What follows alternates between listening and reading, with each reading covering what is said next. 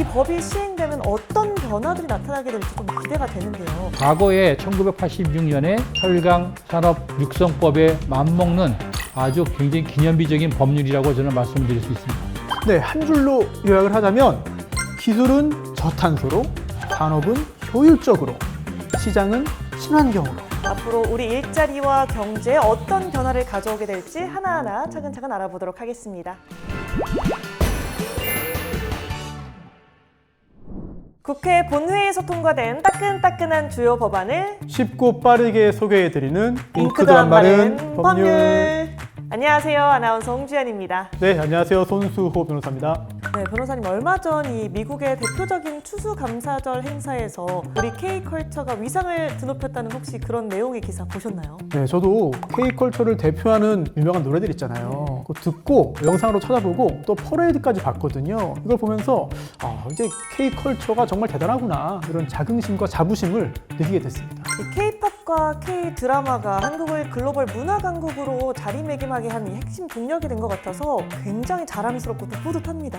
네, 그런데요. 이 K-팝, K-드라마, K-컬처 많이 들어보셨잖아요. 그러면 K-스틸은 뭐냐? 이거 혹시 들어보셨나요? 스틸이면 철강이니까 한국의 철강 산업 말씀하시는 건가요? 맞습니다. 네, 한국의 철강 산업 K-스틸인데요. 그런데 이 철강 산업 이제 그냥 두는 게 아니라 이것도 역시 법으로 뒷받침한다. K-스틸의 시대가 오고 있습니다. 네. 철강 산업 경쟁력 강화 및 탄소 중립 전환을 위한 특별법, 이른바 K-스틸법이 국회를 통과했기 때문입니다. K-스틸 시대 정말 기대가 됩니다. 어떻게 보니까 또 스틸톤으로 지금부터 K-스틸법이 정확히 무엇이고 앞으로 우리 일자리와 경제에 어떤 변화를 가져오게 될지 하나하나 차근차근 알아보도록 하겠습니다.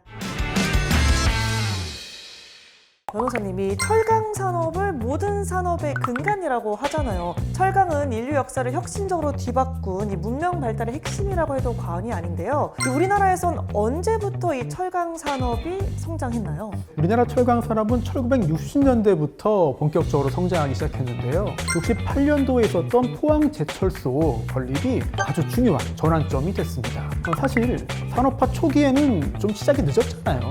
하지만 그 후에 전략 산업으로 지정한 다음에 빠르게 발전해 왔고요.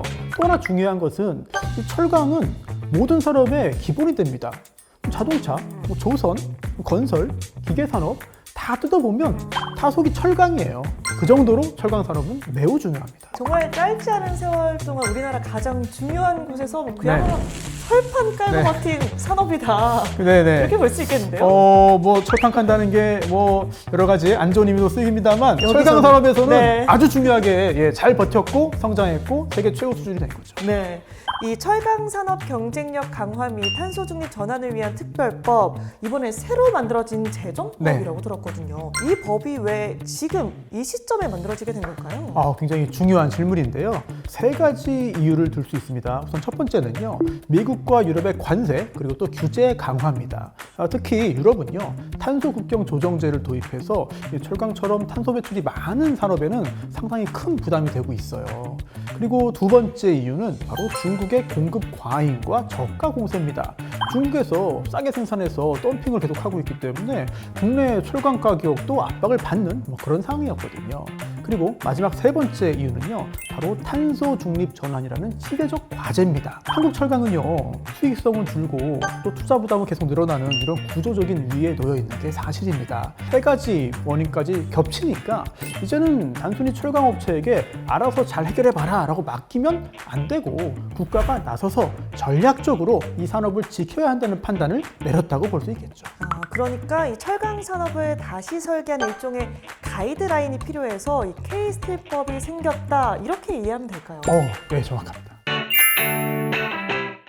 그럼 변호사님, 네. 이 철강 산업 경쟁력 강화 및 탄소 중립 전환을 위한 특별법 핵심 내용도 한번 소개해 주시죠. 중요한 내용이 굉장히 많습니다만 그 중에서 핵심 사항 세 가지를 말씀드리겠습니다. 우선 첫 번째는요. 산업부 장관이 5년 단위 기본 계획을 수립하고요. 그리고 매년 실행 계획을 반드시 세워야 합니다. 네, 이 5년 단위 계획이면 철강 정책을 단발성이 아니라 좀 장기적으로 세우겠다는 거네요. 맞습니다. 그리고 거기에 더해서요. 국무총리 직속 특별위원회를 두고 심의를 하기 때문에 사실상 국가가 나서서 컨트롤 타워 역할을 하게 됩니다. 그럼 두 번째 핵심 내용은요? 네, 두 번째는 저탄소 철강 인증 제도인데요. 철강을 만들면서 탄소를 얼마나 감축했냐 그 기준을 설정해 두고 이걸 충족하면 정부가 공인하는 그 인증을 줍니다. 그리고 공공기관은요, 그러한 제품을 우선 구매하도록 하는 건데요. 그리고 기술 연구, 설비 투자, 실증 시험 이런 것들을 할 수 있는 저탄소 철강 특구도 지정할 수 있게 만들었는데요. 쉽게 말하면 철강 혁신 생태계 구역을 만들겠다는 겁니다. 친환경 철강 시장을 정부가 직접 만들어주는 효과가 있겠네요. 그렇습니다. 그리고 세 번째 핵심은요, 철강 업체들이 M&A나 사업 재편을 할 때 기업 결합 심사 기한을 단축해 주는 건데요. 또 특정한 상황에서는 감산 협의나 또는 공동 구매 같은 이러한 협력 행위도 일정 조건을 충족하면 법적으로 허용해 주는 겁니다. 평소 같으면 담합으로 간주될 수 있는 행위도 산업 위기 때는 좀 예외적으로 허용한다 이렇게 이해하면 될까요? 예, 맞습니다. 철강 산업이 구조적으로 공급 과잉일 때가 있는데요. 이런 경우에는 공정거래법의 예외를 열어두는 것이죠. 이 법이 시행되면 어떤 변화들이 나타나게 될지 좀 기대가 되는데요. 관련 전문가 연결해서 이 K스틸법 시행으로 기대할 수 있는 전망은 무엇인지 한번 확인해 보겠습니다.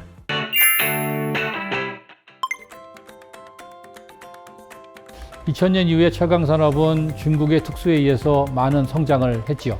성장한 이후에 굉장히 좋은 시장과 좋은 경영 실적을 나타내고 있음으로써 눈부신 성장을 하게 됩니다.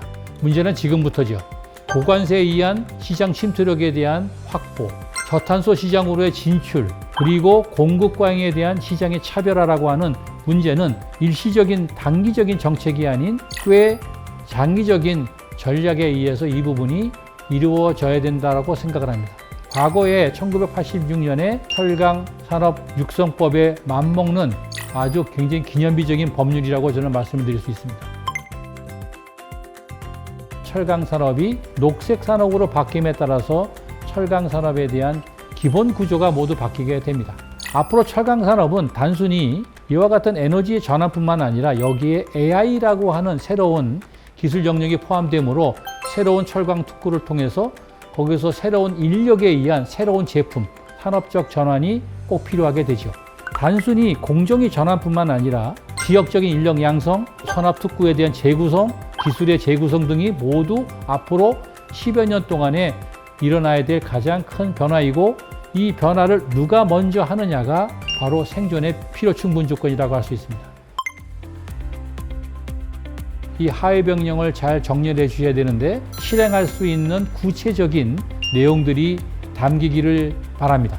예를 들어서 R&D, 설비에 대한 세제 혜택, 그리고 인력 양성에 대한 것들, 탄소 중립을 했을 때의 새로운 녹색 철강 시장에 대한 정책적 요소들이 모두 이와 같은 법령에 구체적으로 적시가 되어야만 할 것 같습니다. 로드맵과 방법론, 적절한 예산과 정책들이 잘 만들어졌으면 좋겠습니다. 교수님 말씀 들어보니까요, 한강의 기적을 이룬 이 철강 산업이 앞으로 우리나라에 또 엄청난 기적을 가져다 주지 않을까 기대가 됩니다. 맞습니다.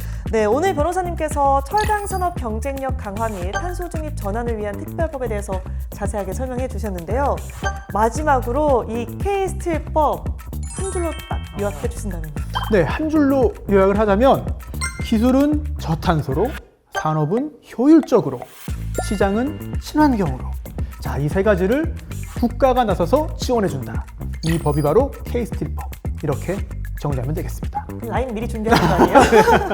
기술은 저탄소로, 산업은 효율적으로, 시장은 친환경으로 이 세 가지를 국가가 나서서 도와주는 법, 오늘 제 머릿속에 정말 다 담아서 가도록 하겠습니다. 좋습니다.